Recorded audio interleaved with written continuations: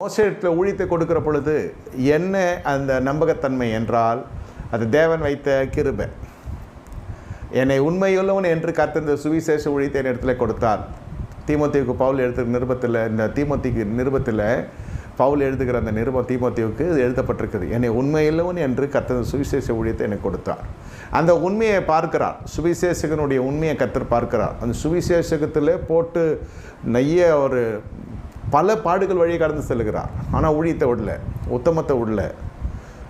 என்ன கொஞ்சம் short temper தான் பவுல், ஆனால் குவாலிட்டி. கர்த்தர் அதை பார்த்து அந்த சுவிசேஷகனை அப்படியே என்ன செய்கிறார், போதகனாக மாற செய்கிறார்.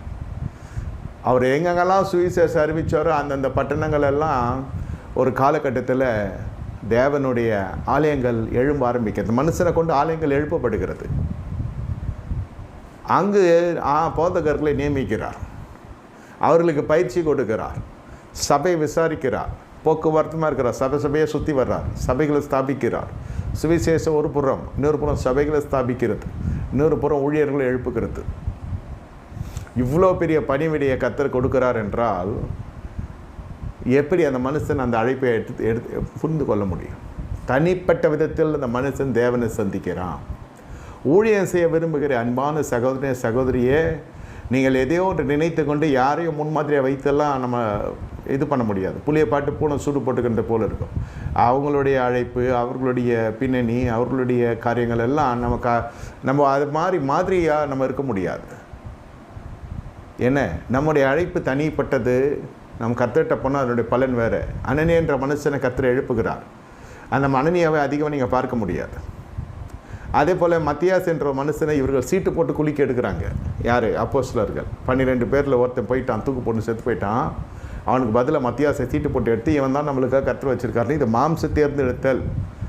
நல்லா புரிந்து கொள்ளுங்க. இது இவங்க கண்களாலும் மாம்சத்தினாலும் இந்த மத்தியாசு சீட்டு உள்ளே போடுறது மாம்சம் தானே.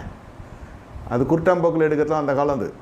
ஆனால் அந்த இடத்துல தெரிந்து கொள்ளப்பட்ட நபர் யாருன்னு கேட்டால் பவுல் அடிகளார்.